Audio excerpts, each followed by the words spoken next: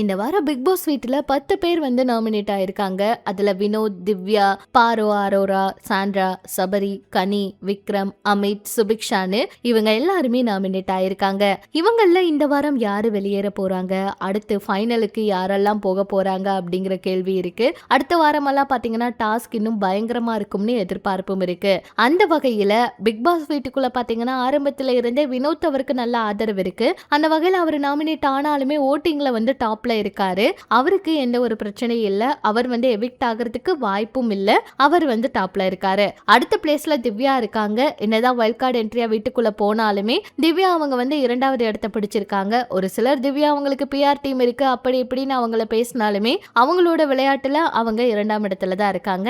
அடுத்த இடத்துல பாரு அவங்களுக்கு என்னதான் வந்து நெகட்டிவான கமெண்ட்ஸ் வந்தாலும் இந்த லவ் அப்படிங்கிற விஷயத்தினால அவங்களுடைய பேர் வந்து டேமேஜ் ஆனாலுமே அவங்க வந்து 3வது இடத்துல இருக்காங்க. அடுத்து அரோரா, சாண்ட்ரா, சபரி இவங்க எல்லாருமே அடுத்தடுத்த பிளேஸ்ல இருக்காங்க. அவங்கள யாரும் வந்து எவிக்ட் ஆகிறதுக்கான வாய்ப்பே இல்ல. ரொம்ப குறைவான வாக்குகள்ல கனி, விக்ரம், அமித், சுபிக்ஷா இவங்க தான் இருக்காங்க. சொல்ல போனா சுபிக்ஷா அவங்க வந்து ரொம்ப நாளாவே நிறைய முறை வந்து குறைவான வாக்குகள் வாங்கியிருக்காங்க. ஆனா அவங்க எவிக்ட் ஆகி வெளியே வரவே இல்லை. கடைசி வரைக்கும் அவங்க வந்து உள்ள இருப்பாங்கன்னு நினைச்சோம். ஆனா இந்த வாரம் வந்து அவங்க வெளியேறதுக்கான வாய்ப்புகள் அதிகமா இருக்கு. ஒருவேளை டபுள் எவிக்ஷன் வச்சாங்கன்னா அமித், சுபிக்ஷா இவங்கள யாராச்சும் வெளியேற வாய்ப்பு இருக்கு. அதாவது இவங்க 2 பேருமே வெளியேறதுக்கான வாய்ப்பும் இருக்கு. சிங்கிள் எவிக்ஷனா இருந்தா சுபிக்ஷா அவங்க அதிகமா வெளியேற வாய்ப்பு இருக்கு. அந்த வகையில அடுத்த வாரம் பாத்தீங்கன்னா கனி, விக்ரம் இவங்கள யாராச்சும் வெளியேற வாய்ப்பு இருக்கு. ஏன்னா இவங்க தான் வந்து குறைவான வாக்குகள் வாங்கியிருக்காங்க. ஒருவேளை டாஸ்க் எல்லாம் வச்சு அந்த டாஸ்க்ல ஒருவேளை நல்லா விளையாடி கொஞ்சம் வந்து அவங்களுடைய விளையாட்டு நல்லா இருந்தா இந்த ஆட்டமும் மாறுறதுக்கான வாய்ப்பு இருக்கு. கண்டிப்பா ஃபைனலிஸ்டா வந்து பாத்தீங்கன்னா வினோத், திவ்யா, பாரு, அரோரா, சாண்ட்ரா, கம்ருதீன், சபரி, கனி இவங்க எல்லாம் போறதுக்கான வாய்ப்பு இருக்கு. ஆனாலும் எதிர்பாராததை எதிர்பாருங்கள் அப்படிங்கிற மாதிரிதான். எவிக்ட் ஆகாம இருந்தாங்கன்னா இவங்கள எல்லாருமே வந்து ஃபைனல் போறதுக்கான வாய்ப்பு இருக்கு. பார்வதி அவங்களுடைய வீட்டுல இருந்து வர போறாங்க.